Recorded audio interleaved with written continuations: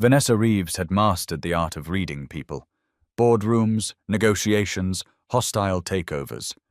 But sitting at gate 23, watching her daughter's hands move in quick, graceful patterns, she realized she'd been missing an entire conversation.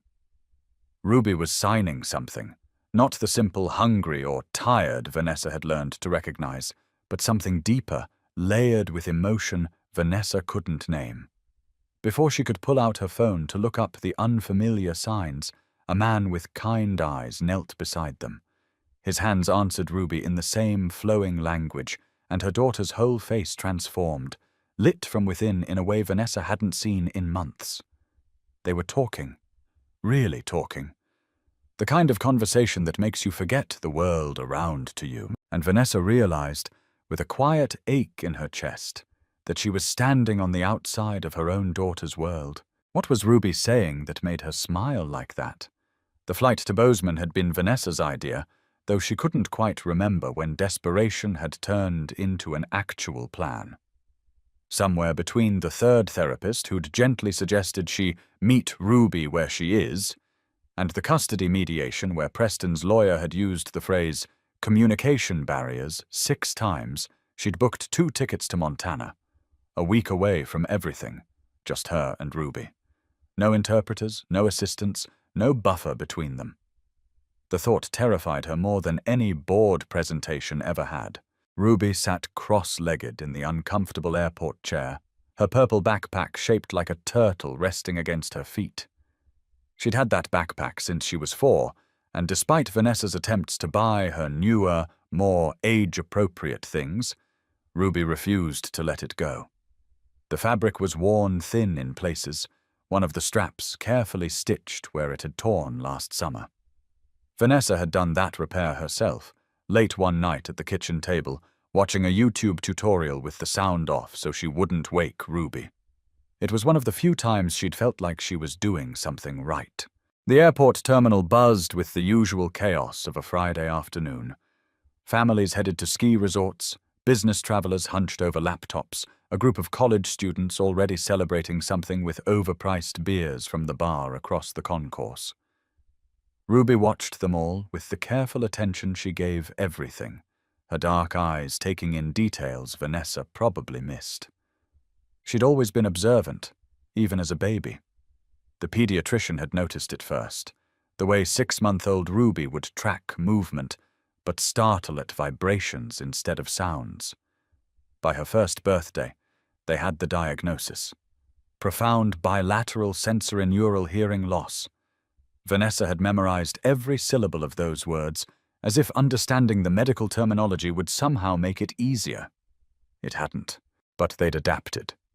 Vanessa had thrown herself into learning American Sign Language with the same intensity she brought to everything else. She'd hired a deaf tutor, bought every book and app available, even joined a parent support group that met Tuesday evenings. For the first year, she'd been diligent, determined. She'd signed everything, narrated their days in ASL, filled their home with visual cues and vibrating alerts. Preston had tried, too, for a while. But where Vanessa saw ASL as a language to master, Preston saw it as a temporary solution until they could fix the problem. The arguments had started small. Should they pursue a cochlear implant? How much speech therapy versus ASL immersion? Was it fair to raise Ruby in what Preston called a limited world? Looking back, Vanessa could see that the marriage had ended long before the divorce papers were filed. They'd just been signing different languages at each other, neither one really listening. Now, watching Ruby's hands move in patterns she only partially understood, Vanessa felt the full weight of her failures. She'd learned ASL, yes, enough to manage daily routines, enough to ask if Ruby wanted apples or oranges, if she'd finished her homework, if she was tired or cold or needed the bathroom. Functional language, survival language. But somewhere in the chaos of building her company from a startup to a firm worth 8 figures, she'd stopped progressing, stopped learning the nuance, the poetry, the emotional depth that turned simple signs into real conversation. She'd told herself it was fine. Ruby had interpreters at school. They used text messages and FaceTime. They communicated, but there was a difference between communicating and connecting, and Vanessa was only now beginning to understand the canyon between them. Ruby's hands stilled, and she looked up at her mother with a question in her eyes. Vanessa recognized the sign for where, and something about time, but the rest blurred together too quickly. She pulled out her phone, ready to type a response, when a shadow fell across them. "Excuse me," a voice said, warm and slightly rough around the edges. "I couldn't help but notice." Vanessa looked up to find a man standing a respectful distance away, maybe early 40s, with graying brown hair and the kind of weathered face that spoke of time spent outdoors. He wore jeans and a faded Patagonia jacket, work boots that had seen better days. Everything about him said, not from here, or at least not from the corner office world Vanessa inhabited. But it was his eyes that caught her attention. Kind eyes. The kind that crinkled at the corners when he smiled, which he was doing now, but not at Vanessa. At Ruby. He knelt down slowly, the way you approach a skittish cat, and brought his hands up. Vanessa watched, frozen, as his fingers moved in fluid, confident ASL. Not the careful textbook signs she'd learned, but something more natural, more alive. He was asking Ruby about her turtle backpack. Ruby's whole face lit up. Her hands flew in response, so fast Vanessa only caught fragments. Something about turtles being her favorite, about swimming, about a book she'd read. The man laughed, a genuine sound that made several nearby passengers glance over, and signed something back that made Ruby giggle silently, her small shoulders shaking with mirth. Vanessa felt something twist in her chest. When was the last time she'd made Ruby laugh like that? When was the last time they'd had a conversation that went beyond logistics and schedules? The man glanced up at her, his smile softening into something more sympathetic. "Sorry, I should have introduced myself first," he said, switching to spoken English. "I'm Cal Brennan. I saw her signing and thought I'd say hello. My daughter's deaf, too." He stood, extending a hand.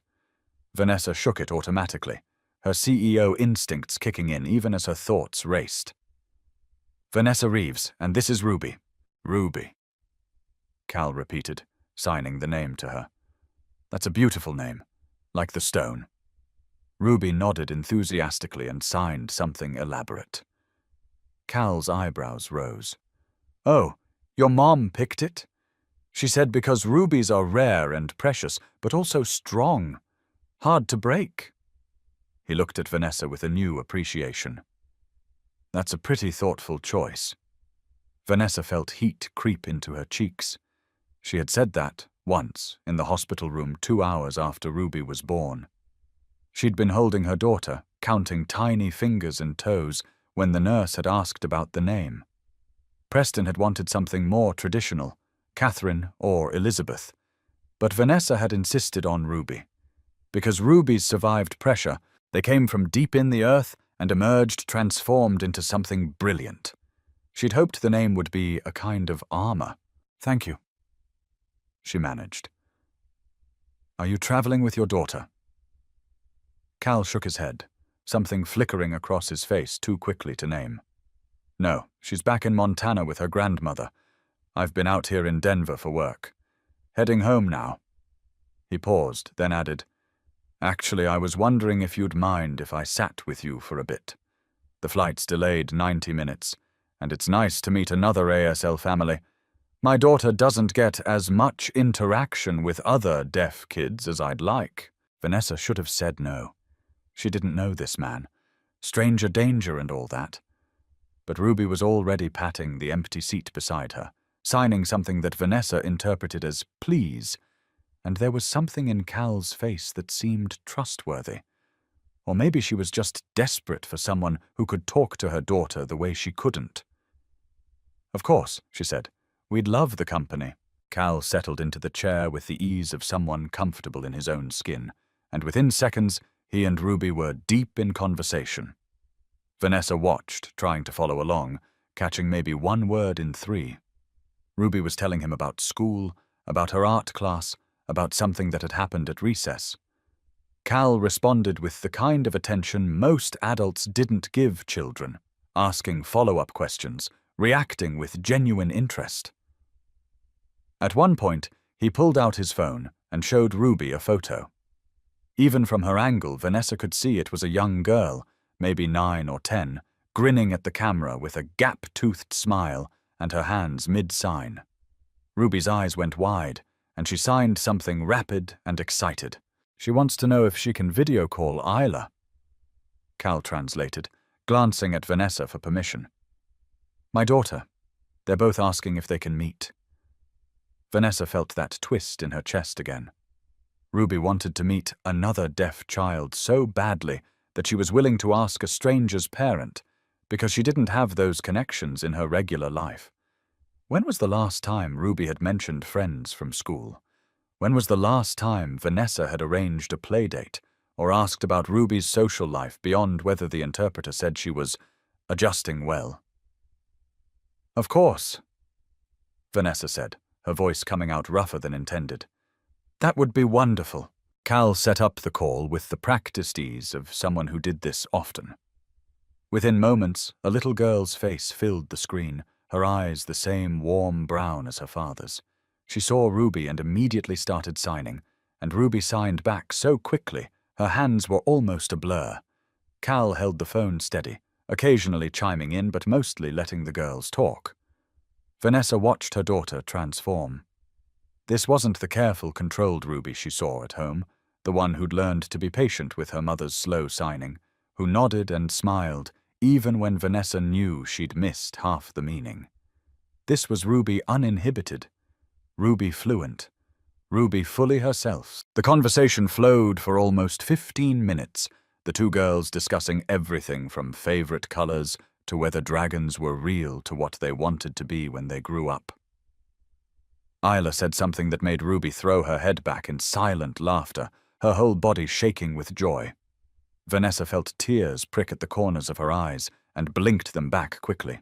When they finally said goodbye, Ruby sat back with a huge smile on her face. She turned to Vanessa and signed something elaborate, her expressions animated.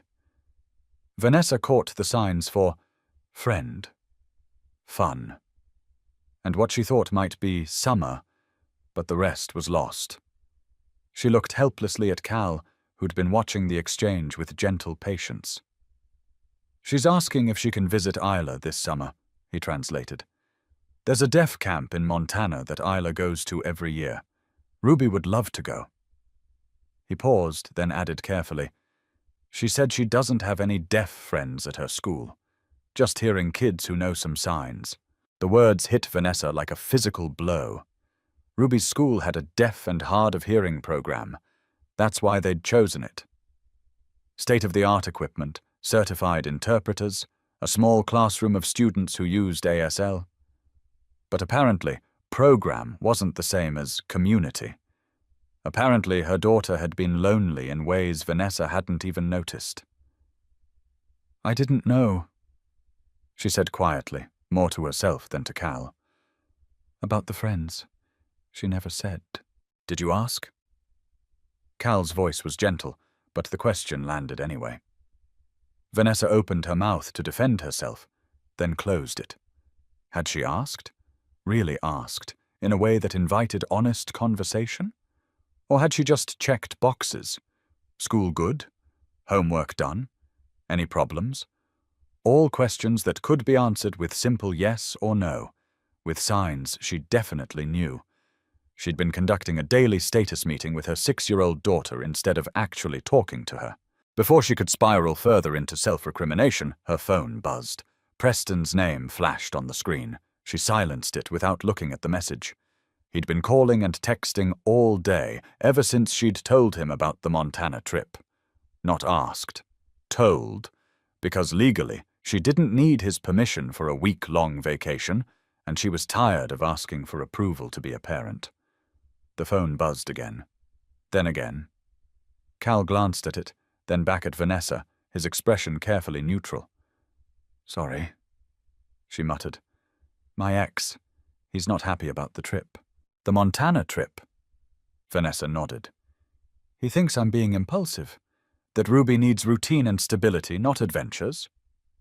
She didn't add the rest of what Preston had said, that Vanessa was compensating for guilt with grand gestures, that she should spend less time planning exotic vacations and more time actually learning to communicate with their daughter, that he was considering filing for primary custody because Ruby deserved a parent who could actually understand her. Cal made a thoughtful sound. Does Ruby like routine and stability? It was such a simple question that Vanessa almost laughed. Did Ruby like routine? She had no idea. Her daughter ate the same breakfast every morning, followed the same bedtime ritual, wore the same purple turtle backpack every day. But was that preference or just learned behavior? Was that Ruby being Ruby, or Ruby being what she thought she was supposed to be? I don't know, Vanessa admitted, and the honesty of it felt like defeat. Cal didn't respond right away. He watched Ruby, who was now drawing something on her tablet, her tongue poking out slightly in concentration. When he spoke, his voice was quiet enough that Ruby wouldn't have caught it even if she could hear. My wife left when Isla was 2, he said. Said she couldn't handle having a special needs kid. He made air quotes around the phrase, his mouth twisting slightly. I was working corporate back then. Big firm, bigger salary, impossible hours. I'd come home after Isla was asleep and leave before she woke up. Convinced myself I was providing for her, that it was enough. He paused, his hands clasping and unclasping in his lap. Then one day my wife was just gone. Left a note, said she'd tried, but she wasn't cut out for this life, and since I was never around anyway, I could figure it out. Vanessa stared at him, horror and sympathy warring in her chest. Cal, I'm so sorry. He shrugged, but there was old pain in the gesture. Best thing that ever happened to me, actually. Worst at the time, but best in the long run. I quit my job. Became a carpenter. Flexible hours, enough money to get by, and I got to be there. Really there. I learned ASL like my life depended on it, because Isla's life did depend on it. Her happiness, her sense of self, her connection to the world. All of it ran through these. He held up his hands. I made mistakes. God, so many mistakes. But I learned that being present isn't the same as being there. You can be in the same room and miles apart. The words settled over Vanessa like a heavy blanket. She thought about her penthouse apartment with its floor-to-ceiling windows and modern art, about Ruby's bedroom with every educational toy and adaptive technology money could buy, about the interpreters and therapists and tutors she'd hired to give her daughter every advantage. She'd built an empire and called it love. She'd confused providing with parenting. I've been present, she said, her voice barely above a whisper.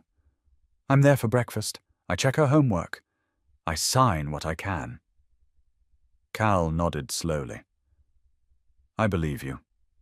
But can you tell me what Ruby's favorite color is? Vanessa's mind went blank. Purple, obviously.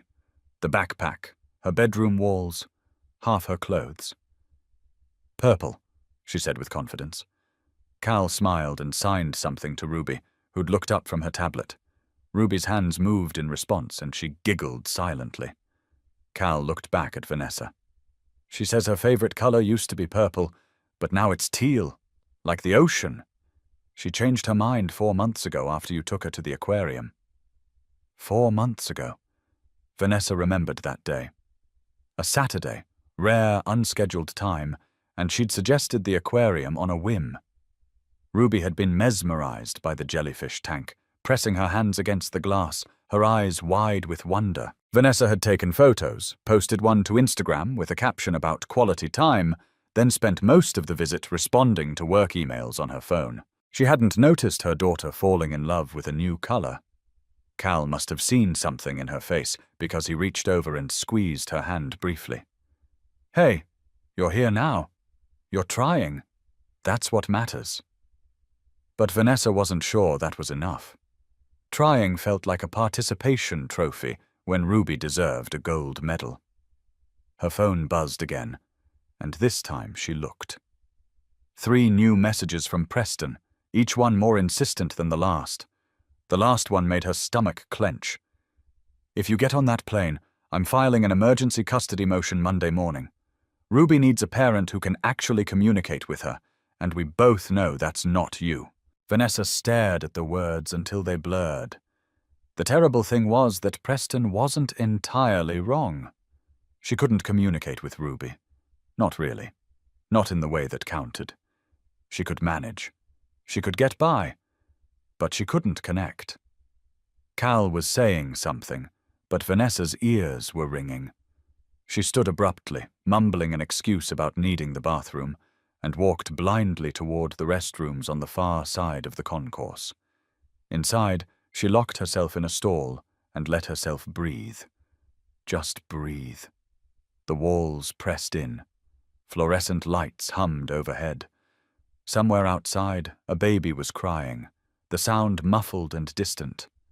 Vanessa pressed her forehead against the cool metal door and tried to remember why she'd thought Montana was a good idea. She'd imagined long hikes where words didn't matter, just shared silence and natural beauty. She'd imagined hotel rooms with room service and movies with subtitles, Ruby's favorite kind. She'd imagined somehow, magically, becoming the mother Ruby deserved just by changing location. But you couldn't outrun your inadequacies.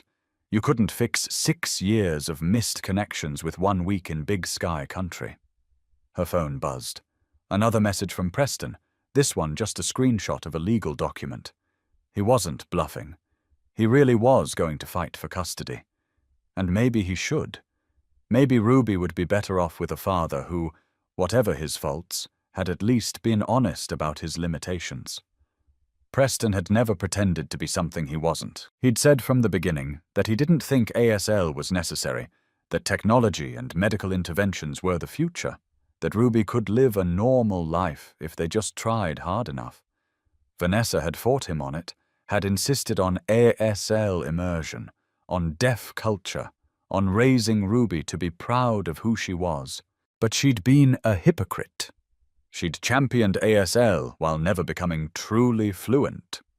She'd insisted on deaf community while never actually connecting Ruby to other deaf children.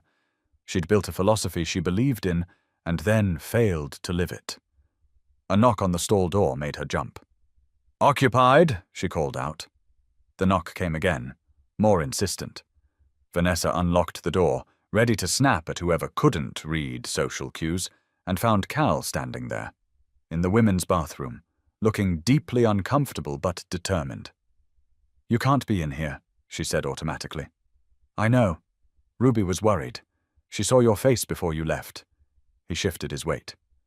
"Look, I don't know what's going on, and you don't have to tell me, but that kid out there loves you. I've been watching her watch you, and she looks at you like you hung the moon. Whatever you think you're failing at, she doesn't see it that way." Vanessa laughed, but it came out harsh and broken. "She doesn't see it because she's 6 and I'm all she has. But she deserves better. She deserves someone who can actually talk to her, who understands when she's excited or scared or angry, who doesn't need a translation app for their own daughter." The words tumbled out before she could stop them. "Her father's right. I'm not enough. I thought I could be. I thought love and money and good intentions would be enough. But they're not. She needs someone fluent, someone present, someone who isn't me." Cal was quiet for a long moment. A woman tried to enter the bathroom, saw him, and backed out quickly with a muttered apology. He barely noticed. "Can I tell you something about Isla?" he finally said. "When she was 4, she asked me why I talked funny. Funny because my ASL was still rough back then. I was learning, but I wasn't fluent. I made mistakes. I signed things backwards, confused similar signs, couldn't keep up with her when she got excited. And I had this moment of panic, thinking I was failing her, that she needed a deaf parent, or at least a fluent one. And all she had was me stumbling through. He smiled, but there was old pain in it. You know what she said when I tried to apologize? She said, "Daddy talks with his heart. That's my favorite language." Vanessa felt something crack in her chest. Ruby deserves someone who can talk with both their heart and their hands. Maybe, Cal conceded. Or maybe she just deserves someone who's willing to keep learning, to keep trying, to show up even when it's hard. Kids don't need perfect, Vanessa. They need present. They need effort. They need to know they matter enough for you to struggle. He stepped back toward the door, checking to make sure no one was coming in. That flight to Montana, that's effort. That's you showing up. Don't let fear or guilt or your ex-husband's threats convince you it doesn't count. He left before Vanessa could respond, slipping out of the bathroom with a murmured apology to the woman still waiting outside. Vanessa looked at herself in the mirror. Mascara smudge, designer blouse wrinkled, CEO armor cracking at the seams. She looked like someone who'd lost their way, or maybe someone who was finally finding it. She washed her face, straightened her shoulders, and walked back out to gate 23. Ruby saw her coming, and her whole face brightened. She signed something quick and worried. Vanessa recognized "okay" and "mom," and something that might have been sad. She knelt down in front of her daughter's chair and signed slowly, carefully, using the words she did know. "I'm okay. I love you. I'm sorry." Ruby's small hands came up, and she signed back with the kind of patience that broke Vanessa's heart. Slow, clear signs that her mother could follow. "I love you too. Don't be sorry. You're here." Such simple words. Such profound grace. Vanessa pulled her daughter into a hug, breathing in the scent of her strawberry shampoo, feeling the solid warmth of her small body. Ruby wrapped her arms around Vanessa's neck and squeezed tight, and for a moment, words didn't matter at all. When they pulled apart, Cal was sitting a polite distance away, studiously examining his phone to give them privacy. Ruby tugged on Vanessa's sleeve and signed something, then pointed at her tablet. Vanessa looked. Ruby had drawn a picture, bright colors and careful detail. 3 figures standing together, a woman, a man, and a little girl with a purple backpack. Above them, Ruby had written in careful letters, "My new friend and his girl and me." "That's beautiful, sweetheart," Vanessa said, signing the words as best she could. Ruby beamed and signed something else. Too fast. Vanessa looked helplessly at Cal, who glanced over and smiled. "She wants to know if you'll learn to sign faster," he translated, "so you can keep up with her stories. She has a lot of stories to tell you." "Yes?" Vanessa said out loud, then signed it clearly. "Yes, I'll learn. I promise." And this time, she meant it. Not as a box to check or a skill to acquire, but as a bridge to build. A language to learn, not with her head, but with her heart. The boarding announcement crackled overhead. "Flight 237 to Bozeman, Montana, now boarding all zones." Passengers began gathering their belongings, forming the usual chaotic line. Cal stood and extended his hand to Vanessa. "Looks like we're on the same flight."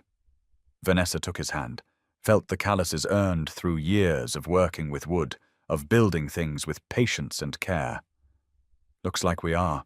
Ruby grabbed her turtle backpack and slipped her hand into her mother's free one. The 3 of them walked toward the gate together, an unlikely trio bound by circumstance and language, and the shared understanding that love sometimes means learning to speak in ways you never expected. As they handed over boarding passes, Vanessa's phone buzzed one more time. Preston, undoubtedly. Another threat, another demand, another reminder of everything she was doing wrong. She silenced it without looking and dropped the phone into her bag. For the next week, she was unreachable. For the next week, she was just a mother with her daughter, learning to listen in the spaces between words. And maybe, if she was very lucky, learning to speak the language her daughter had been using all along, the one that said, "I see you, I hear you. You matter enough for me to try." The plane lifted off into a Colorado sunset, golden light streaming through the windows. Ruby pressed her face to the glass, watching the ground fall away, her hands already moving in excited signs about clouds and birds and the tiny cars below. Vanessa watched her daughter's hands, really watched them, seeing not just movements, but meaning. Not just signs, but stories. And for the first time in a long time, she didn't reach for her phone, or her work, or any of the 1,000 distractions she usually hid behind. She just reached for Ruby's hand and held on, two people speaking different languages, but finally beginning to understand each other. Cal, sitting across the aisle, caught her eye and nodded once. A small gesture of solidarity, of recognition, of one parent to another saying, "You're doing it, keep going." And Vanessa thought maybe, just maybe, she finally was.